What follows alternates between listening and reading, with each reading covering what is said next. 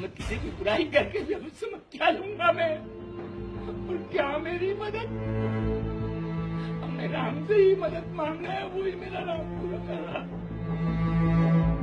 राम जन्मभूमि आंदोलन और उसके बाद के 26 बरस का दर्द इन आंखों में पढ़िए। भोपाल के नजदीक सुआखेड़ा गांव में रहने वाला एक कार सेवक कि जिसकी कोठरी के बाहर बाबरी विध्वंस के बाद के बरसों में सियासतें भी बदली, राजनेता भी।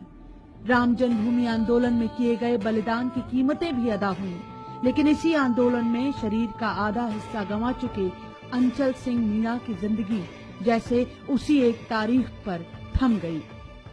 6 दिसंबर थी 1992 का सन था, और मैं जो है 5 दिसंबर को यहाँ से निकल चुका था। 11:45 से काम वहाँ जो है चालू किया था। मैं पीछे जो मलमा पड़ा था उस मलमे पे से गुम्बज पे चढ़ के थोड़ा जो भी मैं कार्य करता था वो तो अस्पेर से जो अपनी वहाँ की जनता भी लगी हुई थी। 1 आध घंटा ही मैं सही रहा, इसके बाद मेरे ऐसी लगी कि सेठ बेहोश रहा मैं। कैसे लगी? वो गुम्बज पे जो है एकदम गिर गई, उसका जानकारी हमें मालूम नहीं पड़ी, हम लोग ऊपर थे। गुंबद के एक हिस्से का मलबा अंचल की पीठ पर ऐसा गिरा कि सरकारें गिर जाने के बाद ही उसे होश आया।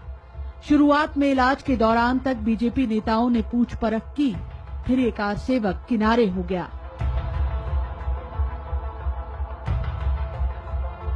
अंचल का अफसोस बस इतना कि बलिदान का हासिल क्या हुआ। 30 बरस की उम्र में अपाहिज हुए अंचल ने पिछले 26 साल जमीन पर घिसक कर गुजारे हैं। सिर से लेकर पैर तक जिस्म के हर हिस्से पर जख्म हैं, और दिलो दिमाग पर लगे जख्म तो और भी गहरे। 26 साल देखो, मुझे यही राम ने मुझे जो है भगवान, जिस भगवान के काज से गया था उस राम ने विश्वास से अड़ेग रखा, किसी के आगे हाथ फैलाने का समय ही नहीं दिया मुझे, और मैं जो बना करता रहा है। अभी तुमको घाव बताऊंगी तो आप कहोगे कि ये दशा और कोई देखने नहीं आया, तो मुझे भगवान ही देखता है हर चीज में। अंचल के बलिदान की कीमत उनकी पत्नी पानबाई ने भी चुकाई।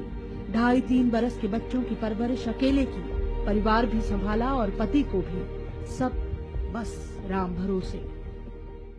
अब उनके तो शरीर गए सर, अब दोबारा तो अब आगा नहीं, मेरा जीवन ही बेकार हो गया।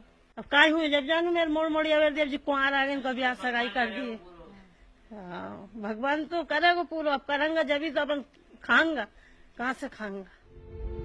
जिस जत्थे में अंचल और उन जैसे कार सेवक अयोध्या गए थे, बजरंग दल के उस जत्थे की अगुवाई कर रहे राजेंद्र गुप्ता मंजूर करते हैं कि वो जुनून था, और उस जुनून में कईयों को सत्ता मिली और कई साथ और सहानुभूति के लिए भी तरसते रह गए। हमें तो उस समय जुनून था कि बाबर रूपी कलंक मिटाना है, तो हम जैसे कार्यकर्ता और अचल जैसे कार्यकर्ता बगैर सोचे समझे अयोध्या पहुंच गए। जिनका उद्देश्य था कि कलंक मिटाना है वो गुमनाम हो गए। जिनको ये सोचना था कि हम इतना बड़ा वो करके आए हैं, विश्व हिंदू परिषद या अन्य संगठन हमें कुछ असही जगह मुकाम पहुंचा के, ऐसे बहुत कार्यकर्ता है नहीं पहुंच पाए। तो जब धर्म संसद के साथ फिर एक बार राम मंदिर देश की राजनीति के केंद्र में आ रहा है, सियासी दल फिर अयोध्या का रुख कर रहे हैं, तब अंचल के दर्द का टीस में बदल जाना लाजमी है कि फिर कोई अंचल सियासत का मोहरा तो नहीं बन रहा। भोपाल से शिफाली, न्यूज़ 18 मध्य प्रदेश।